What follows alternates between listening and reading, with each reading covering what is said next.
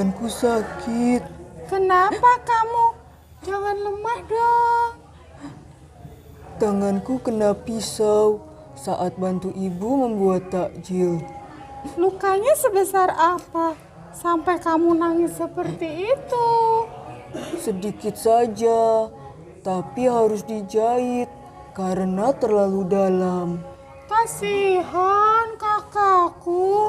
Tapi tenang, insya Allah kakak sudah dapat pahala karena membantu ibu. Masa sih?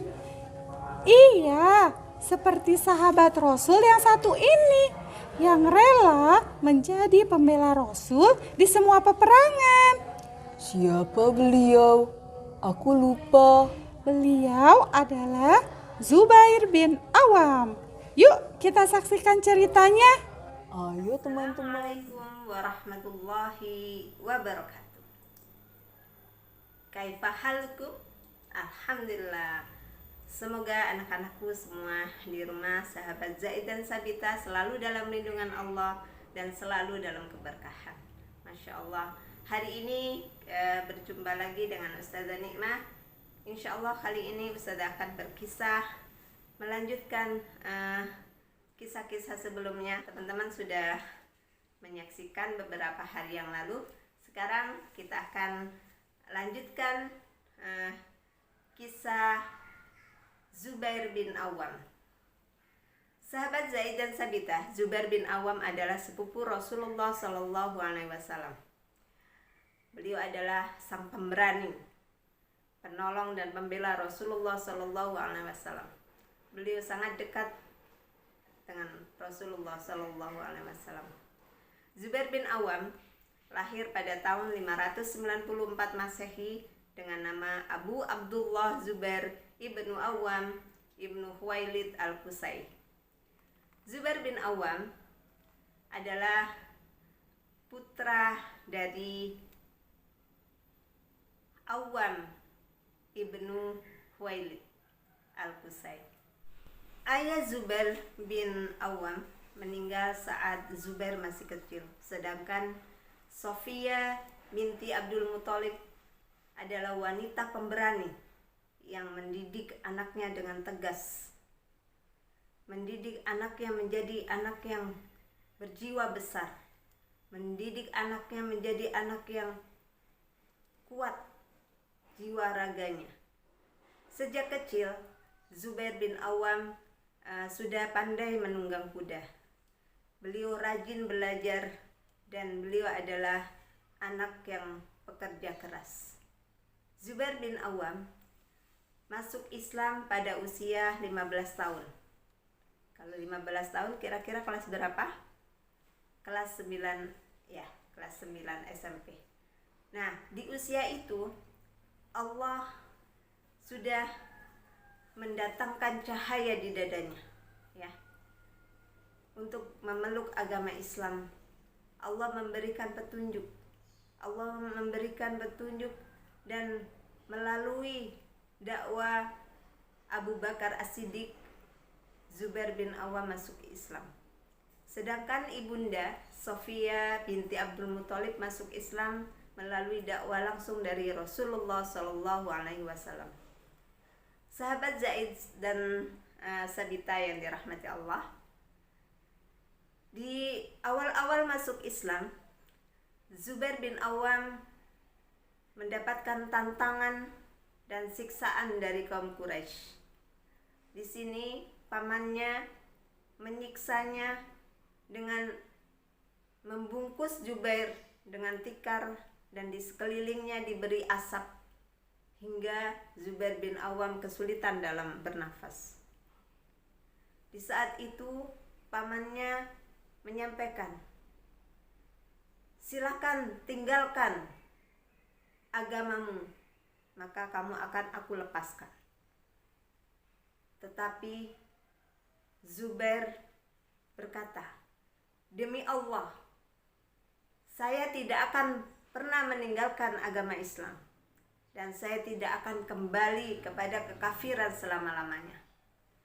Berkat pertolongan pamannya Hamzah. Nah, kalau yang tadi yang menyiksa adalah pamannya yang dari saudara ayahnya. Kalau ini adalah Hamzah dari saudara ibunya. Hamzah menolongnya sehingga Zubair bisa terselamatkan dari siksaan kaum Quraisy itu. Zubair adalah sosok pemberani. Sejak usia 17 tahun, Zubair terkenal keberaniannya dalam memerangi kaum kafir. Zubair adalah orang yang pertama kali menghunuskan pedangnya. Pada saat itu Zubair mendengar berita bahwa Rasulullah terbunuh. Kemudian Zubair lari masuk ke dalam rumahnya dan mengambil apa? Kira-kira pedangnya. Zubair mengambil pedangnya kemudian lari mencari tahu kebenaran berita tersebut. Benar apa tidak ya Rasulullah terbunuh? Kemudian setelah ketemu dengan Rasulullah di rumahnya, Zubair bin Awam menceritakan kepada Rasulullah dan Rasulullah tersenyum. Kemudian Rasulullah berkata atau bertanya kepada Zubair, "Kemudian apa yang kamu lakukan, Zubair?" Zubair menjawab, "Aku akan membunuh orang yang membunuhmu ya Rasulullah dengan pedang ini." Kemudian Rasulullah mendoakan Zubair dan pedangnya, semoga Zubair dan pedangnya selalu dalam keberkahan, selalu dalam kemenangan membela agama Allah. Sahabat Zaid dan Sabita yang dirahmati Allah, Zubair bin Awam adalah sosok sahabat Rasulullah yang selalu dekat dengan Rasulullah. Beliau tidak pernah absen dalam peperangan. Beliau selalu ikut dalam peperangan melawan kaum kafir. Zubair bin Awam yang selalu ada di barisan terdepan di saat perang, dan beliau pernah diminta Rasulullah untuk menjadi mata-mata pada waktu perang Khandaq.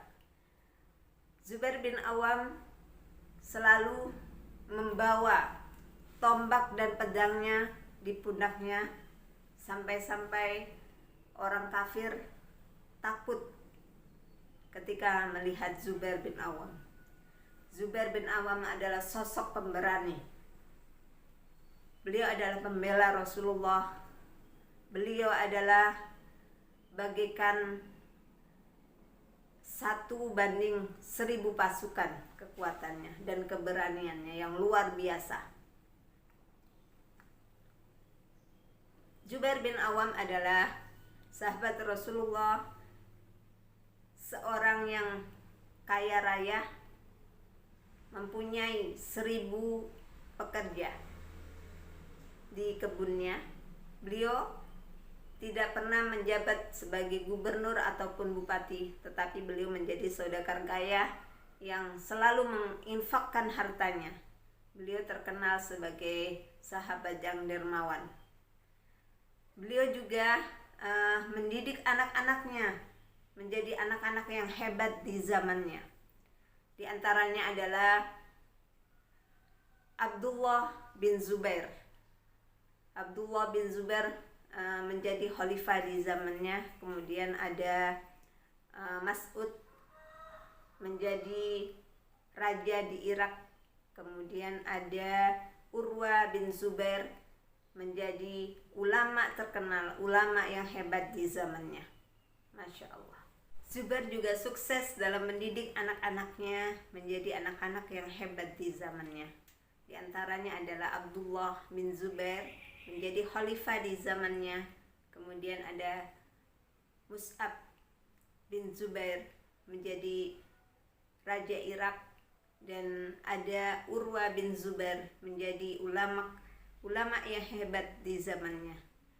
Zubair bin Awam meninggal pada usia 64 tahun, dan saat itu pedangnya dibawa kepada Ali bin Abi Thalib, dan Ali bin Abi Thalib berkata bahwa ini adalah pedang mulia, pedang yang selalu dibawa untuk membela dan berjihad di jalan Allah.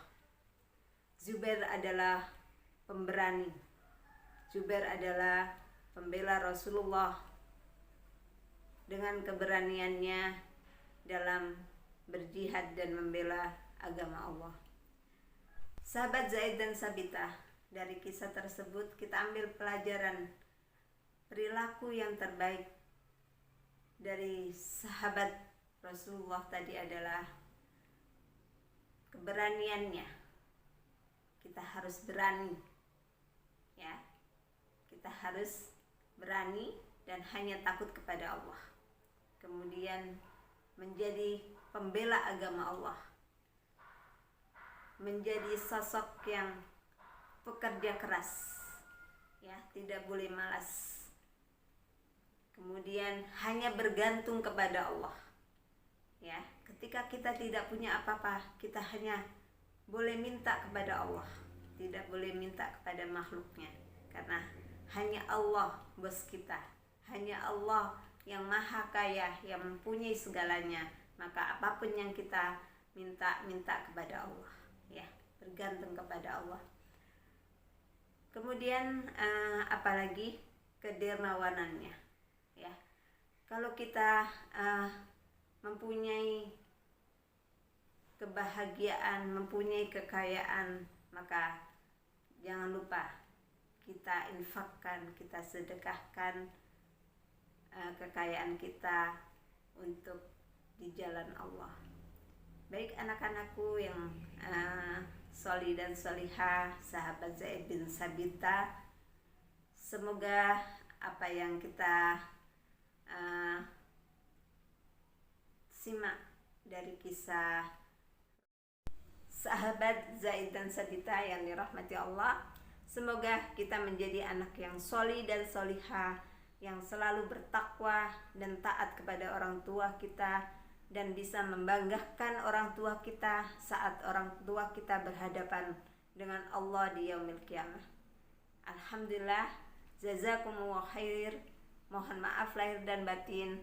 Tetap semangat di rumah, fastabiqul khairat, berlomba-lomba dalam kebaikan. Assalamualaikum warahmatullahi wabarakatuh. Kalau begitu, aku tidak sedih lagi deh karena lukaku ini.